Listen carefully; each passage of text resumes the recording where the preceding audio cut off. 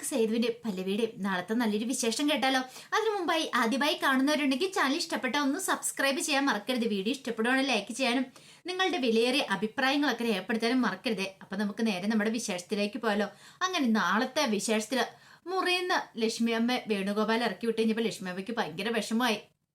കാരണം ഇത്രയും നാൾ ഇങ്ങനെയൊന്നും ആയിരുന്നില്ല. തന്നെ കാണാതിരിക്കാത്ത ആളാ, ഇപ്പോഴാണെങ്കിൽ തന്നെ മുറിയുന്ന പോലും ഇറക്കി വിട്ടിരിക്കുന്നു. ആ മനസ്സിൽ എന്തോ ഒന്ന് കടന്നു കൂടിയിട്ടുണ്ട് ലക്ഷ്മിയമ്മയ്ക്ക്. അതൊക്കെ ഓർത്ത് വിഷമം. അതിനേക്കാളുപരി മയൂരിയുടെ വിവാഹം ഇത്ര ഇടപെടിയും നടത്തുന്നത് എന്തിനാണ്? ഇപ്പൊ വിവാഹം വേണ്ടെന്ന് പറഞ്ഞതാ, പിന്നെ പെട്ടെന്ന് നടത്താൻ കാരണം എന്താ? അതൊക്കെ ഓർത്ത് ലക്ഷ്മിയമ്മ വിധിമ്പി കരഞ്ഞോണ്ടിരിക്കുമ്പോ മയൂരി അങ്ങോട്ടേക്ക് വന്നു. ഇതെന്താ അമ്മ? അമ്മ എന്താ ഇവിടെ വന്നിരിക്കുന്നേ? ഒന്നുമില്ല, അമ്മ പോയി കിടക്കണില്ലേ? ഞാൻ കിടന്നോളാം. മോള് പോയി കിടന്നു. എന്താ അമ്മ? അമ്മ കരയണ എന്തിനാ? അച്ഛൻ വല്ല വഴക്കെന്തേലും പറഞ്ഞോ? അങ്ങനൊന്നും ഇല്ല. എനിക്കറിയാം അമ്മയുടെ മനസ്സിൽ എന്തോ തട്ടിയിട്ടുണ്ട്, എനിക്കറിയാം. അല്ലെങ്കിൽ അമ്മ ഒരിക്കലും കരയില്ല. അച്ഛനിത് എന്ത് പറ്റിയുമേ? കുറച്ച് ദിവസങ്ങളായിട്ട് ശ്രദ്ധിക്കുന്നു, അച്ഛൻ എന്തോ ഒരു മാറ്റമുണ്ട്. അതെനിക്കറിയില്ല മോളെ എന്താ സംഭവിച്ചെന്ന്. അമ്മയോട് ഭയങ്കര ദേഷ്യം. എന്റെ കല്യാണം നടത്തണമെന്നും പറഞ്ഞുകൊണ്ട് എനിക്കിപ്പോ വിവാഹം വേണ്ടെന്ന് ഞാൻ പറഞ്ഞല്ലോ മോളെ. അത് ഞാനല്ലല്ലോ തീരുമാനിക്കുന്നത്, നിന്റെ അച്ഛനല്ലേ. നീ തന്നെ നിന്റെ അച്ഛനോട് പറ. ഞാൻ എങ്ങനെ പറയാനമ്മേ? ഇപ്പൊ വിവാഹം വേണ്ടെന്ന് പറഞ്ഞല്ലേ, ഇനിയിപ്പം അതിനെക്കുറിച്ചൊന്നും പറഞ്ഞിട്ട് കാര്യമില്ല മോളെ. നീ പോയി കിടന്നോളാൻ പറയണ. അമ്മ എന്താ ഇവിടെ കരയണേ? അമ്മ ഇങ്ങോട്ടേക്ക് വരാൻ പറയണ. എന്തേ? ഞാൻ അച്ഛനോട് സംസാരിക്കാം. അമ്മ എന്തെങ്കിലും വഴക്ക് പറഞ്ഞ് എന്താന്ന് ചോദിക്കാം. അതൊന്നും വേണ്ട, അച്ഛൻ കിടന്നു. ഇനി മോള് വെറുതെ അച്ഛനെ വിളിച്ചെഴുന്നേപ്പിക്കൊന്നും വേണ്ട. പോയി കിടന്നോളാൻ പറഞ്ഞിട്ട് ലക്ഷ്മി അമ്മ അവിടെ നിൽക്കണം. കുറച്ചേരം കഴിഞ്ഞപ്പോൾ ലക്ഷ്മി അമ്മ നേരെ പൂജാമുറിയിലേക്ക് വന്നു. മനൂരി പ്രാർത്ഥിക്കോ, എന്റെ ഭഗവാനെ ഇനിയിപ്പോ സേതുവിനെ കുറിച്ചുള്ള കാര്യങ്ങൾ എന്തെങ്കിലുമൊക്കെ അറിഞ്ഞിട്ടുണ്ടായിരിക്കോ? തന്റെ പഴയ ചരിത്രങ്ങള് മനസാക്ഷിയോട് ചോദിച്ചു വെക്കാനാ പറയുന്നേ. അങ്ങനെയാണെങ്കിൽ അദ്ദേഹത്തിന്റെ മനസ്സിൽ എന്തെങ്കിലും കടന്നു കൂടിയിട്ടുണ്ടെങ്കിൽ അത് പ്രശ്നമാണ്. അതൊക്കെ ഓർത്ത് കഴിഞ്ഞപ്പോൾ വല്ലാത്തൊരു ടെൻഷനായിപ്പോയി ലക്ഷ്മി അമ്മയ്ക്ക്. ആരോടും ഒന്നും തുറന്നു പറയാൻ പോലും പറ്റാത്തൊരവസ്ഥ. അല്ലെങ്കിൽ ഇതിനു മുമ്പ് ഇങ്ങനെയൊന്നും ചെയ്തിട്ടുണ്ടായിരുന്നില്ലോ.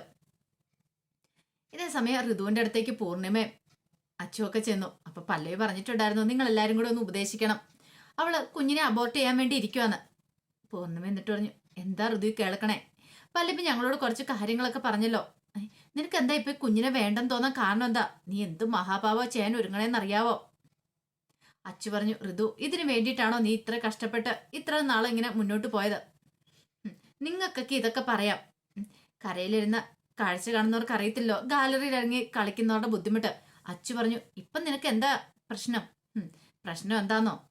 അവനൊരു പക്ക ഫ്രോഡാ ആ ഇന്ദ്രൻ. അച്ചു പറഞ്ഞു, അത് ആദ്യമേ ഞാൻ പറഞ്ഞല്ലേ ഋതു, നീ കേട്ടോ? അവനെ പോലെയുള്ള ഒരുത്തൻ്റെ ഒരു കുഞ്ഞിന്റെ വയറ്റിലുണ്ടായിട്ടുണ്ടെങ്കിൽ എന്റെ ജീവിതം നശിച്ചു പോകും. പിന്നെ എനിക്ക് മുന്നോട്ട് ജീവിക്കാൻ പറ്റില്ല. അതിനേക്കാളും ഭേദം ആ കുഞ്ഞിനെ നേരത്തെ തന്നെ അങ്ങോട്ട് ഇല്ലാതാക്കുന്നല്ലേ. പൂർണ്ണം പറഞ്ഞു, ഋതു നീ എന്തായി പറയണേ? ഒരു കുഞ്ഞിനെ ഇല്ലാതാക്കാനാ? അല്ല പിന്നെ ഞാൻ എന്താ ചെയ്യണ്ടേ?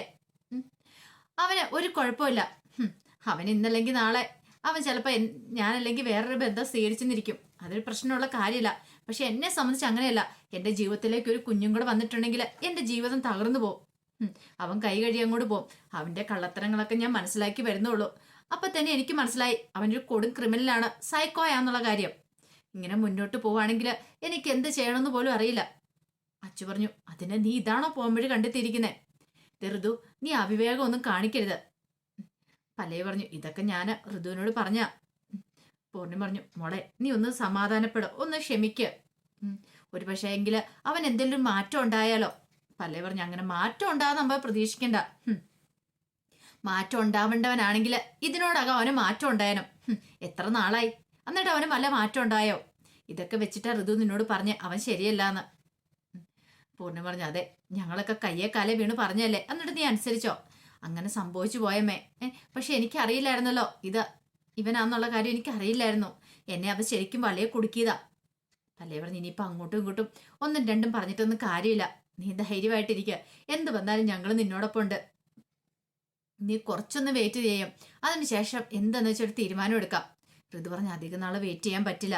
അവന്റെ സ്വഭാവത്തിൽ മാറ്റം ഉണ്ടായില്ലെങ്കിൽ എനിക്ക് വേണ്ടത് ചെയ്യേണ്ടി വരും. കാരണം നാളുകൾ കൂടി പോകുന്തോറും കുഞ്ഞിനെ ഇല്ലാതാക്കാനായിട്ട് പറ്റാതെ വരും.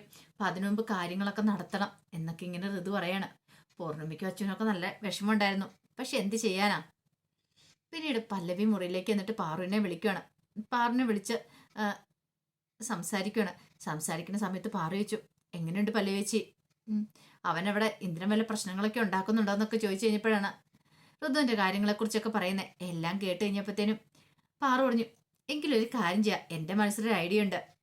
ഋതു ചേച്ചി എന്നോടൊപ്പം നിൽക്കുവാണെങ്കിൽ ഞങ്ങൾ രണ്ടുപേരും കൂടെ പോയി ആ രാജലക്ഷ്മിനെ ഇന്ദ്രനെ ഒതുക്കാന്ന് പറയണം. ഒതുക്കാനോ അല്ല, അവൻ ഇവിടെ കിടന്നല്ലേ കളിച്ചോണ്ടിരിക്കുന്നേ. അവൻ ആ വീട്ടിൽ നിൽക്കുവാണെങ്കിൽ അത് ചേച്ചിക്കും ദോഷം ചെയ്യും. അവനെ ആ വീട്ടിൽ നിന്ന് തന്നെ പറഞ്ഞു വിടണം. അവൻ ചേച്ചി ഉള്ളതുകൊണ്ട് അവൻ അവിടെ വന്ന് നിൽക്കുന്നത് തന്നെ. ഒരു കാരണവശാലും അതിനെ സമ്മതിക്കരുത്. ഞാനും ഈ പറയുന്ന ഋതു ചേച്ചിയൊക്കെ കഴിയേണ്ടത് അവിടെയല്ലേ, ഇന്ദ്രപ്രസ്ഥത്തിലല്ലേ. ഞങ്ങൾ അവിടുത്തെ മരുമക്കളല്ലേ. ഞങ്ങൾ അങ്ങോട്ടേക്ക് പോവാം. അവൻ അങ്ങോട്ടേക്ക് വരട്ടെ, അവൻ അവിടെ കിടന്ന് കളിക്കട്ടെ. പല്ലവി പറഞ്ഞു, അതിന് അവൻ സമ്മതിക്കുവോ? അവൻ സമ്മതിക്കുവോന്നോ? അവൻ എന്ത് തന്ത്രം ഇറക്കിയാലും അതൊക്കെ നമുക്ക് മാറ്റിയെടുക്കാം. കാരണം അവിടെ ഒരു പൂജയും കാര്യങ്ങളൊക്കെ ഉണ്ട്. അപ്പൊ അങ്ങനെയാണെങ്കിൽ ആ ഒരു പേരും പറഞ്ഞുകൊണ്ട് ഞങ്ങൾ ഇറങ്ങാന്ന് പറയണം. എങ്ങനെയുണ്ട്? ശരി, നീ ഋതുവിനോടൊന്ന് സംസാരിച്ച് നോക്കാൻ പറയണം. അങ്ങനെ എന്ത് ചെയ്യണം? പാറു പിന്നീട് ഋതുവിനെ വിളിച്ചു. ഋതു ചോദിച്ചു, എന്താ പാറു, നീ എന്താ വിളിച്ചാന്നൊക്കെ ചോദിച്ചപ്പം പാറുവാണ് പറഞ്ഞ്, അതെ നമ്മൾ രണ്ടുപേരും ഇന്ദ്രപ്രസ്ഥത്തിലെ മരുമക്കളല്ലേ ഋതു ചേച്ചി. അങ്ങനെയാണെങ്കിൽ നമ്മൾ എവിടെയാ കഴിയണ്ടേ? സ്വന്തം വീട്ടിലല്ലോ, ഭർത്താവിന്റെ വീട്ടിലല്ലേ നമ്മൾ കഴിയണ്ടേ. അതിനിപ്പോ എന്ത് ചെയ്യാൻ പറ്റും? അതിനിപ്പോ എന്ത് ചെയ്യാൻ പറ്റും എന്ന് വെച്ചാൽ ഒരു കാര്യം ചെയ്യാം, നമുക്ക് രണ്ടുപേർക്കും അങ്ങോട്ടേക്ക് പോവാം. അങ്ങോട്ടേക്ക് പോയിട്ടോ, അവിടെ പോയി താമസിക്കാനോ? എനിക്ക് ആ തള്ളയുടെ മുഖം കാണുന്ന പോലെ ഇഷ്ടമല്ല എന്ന് ഋതു പറഞ്ഞു കഴിഞ്ഞപ്പോ പാറു പറഞ്ഞു, ചേച്ചി അത് പറഞ്ഞിട്ട് കാര്യമില്ല. നമുക്ക് അവരെ രണ്ടുപേരെ ഒതുക്കണം. പിന്നെ വിശ്വത്തിനെ എനിക്കറിയാം, വിശ്വ ഒരു പാവമാണ്. ഈ പറയുന്ന ഇന്ദ്രന്റെ അവരുടെ അമ്മയുടെ സ്വഭാവമല്ല, വിശ്വത്തിന് കിട്ടിയത് അവരുടെ അച്ഛന്റെ സ്വഭാവം. അതുകൊണ്ട് നല്ല സ്വഭാവം തന്നെയാ. പിന്നെ ഇന്ദ്രനെ ഒതുക്കാനായിട്ട് ഞാനും ചേച്ചിയോടൊപ്പം നിൽക്കാം. നമുക്ക് രണ്ടുപേരെ ഒതുക്കാം. അല്ലൊക്കെ നടക്കുവോ? നടക്കും. ഞാൻ അല്ലേ പറയണേ. കാരണം പാറു നല്ല മുമ്പ് കൊട്ടു കൊടുത്തിട്ടുണ്ട് രാജലക്ഷ്മിക്ക്. അത് ആ എക്സ്പീരിയൻസ് വെച്ചാണ് പാറു പറയണേ.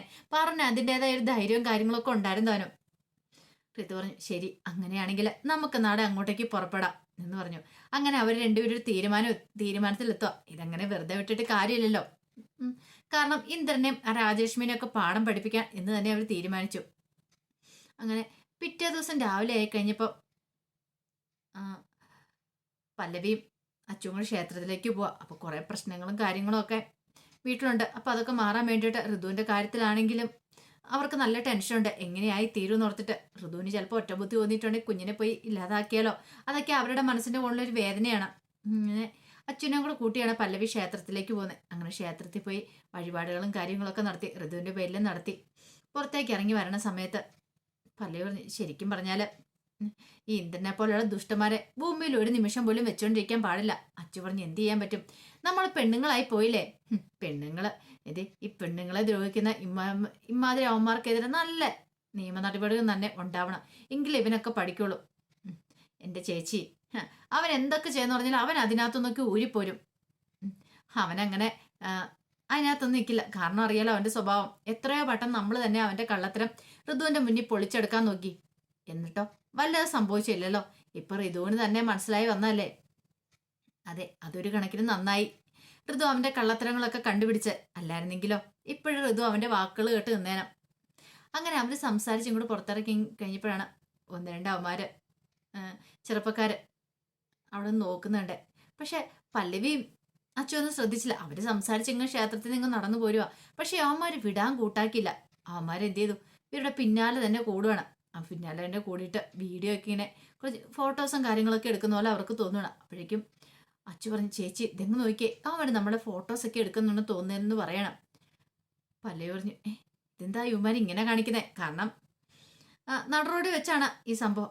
നീ വാ, നമുക്ക് ചോദിക്കാന്ന് പറയണേ. വേണ്ട വേണ്ട ചേച്ചി വേണ്ട, എനിക്ക് പേടിയാന്ന് പറയണേ. എന്തിനാ പേടിക്കണേ? അങ്ങനെ പേടിച്ചിട്ട് കാര്യമില്ല. നീ ഇങ്ങോട്ട് വരാൻ പറഞ്ഞിട്ട് അച്ഛൻ്റെ കൈയും പിടിച്ചിട്ട് അവന്മാരുടെ അടുത്തേക്ക് ചെല്ലുവാണ്. കാരണം ചോദിച്ചിട്ട് തന്നെ കാര്യം. അമ്മമാര് ഫോട്ടോ എടുക്കോ വീഡിയോ എടുക്കോ ചെയ്തിട്ടുണ്ടെങ്കിൽ എന്തിനാ ഏതെന്നൊക്കെ അറിയണമല്ലോ. അവന്മാരെ കണ്ടാൽ തന്നെ അറിയാം അവന്മാര് പക്ക ഫ്രോഡാന്നുള്ള കാര്യം. അപ്പോൾ അതിന്റെ വിശേഷങ്ങളൊക്കെ കാണാൻ പോകുന്നത്. ഇനിയിപ്പൊ പല്ലവി അവന്മാരോട് ദേഷ്യപ്പെടുന്ന സമയത്ത് സേതു അങ്ങോട്ടേക്ക് വരുന്നുണ്ട്. സേതു അവന്മാരെ എടുത്തിട്ട് കൈകാര്യം ചെയ്യുന്നുണ്ട്. അതിന്റെ വിശേഷങ്ങളൊക്കെയാണ് നമ്മളിനി കാണാനായിട്ട് പോകുന്നത്. അതിനിപ്പം നാളത്തെ ഫുൾ വിശേഷം വരുമ്പോൾ കാണാട്ടോ. ആ വിശേഷങ്ങൾക്കായി നമുക്ക് എല്ലാവർക്കും കാത്തിരിക്കാം. ഒരിക്കൽ കൂടി എല്ലാവർക്കും ശുഭരാത്രി നേർന്നുകൊണ്ട് നിർത്തുന്നു. നന്ദി.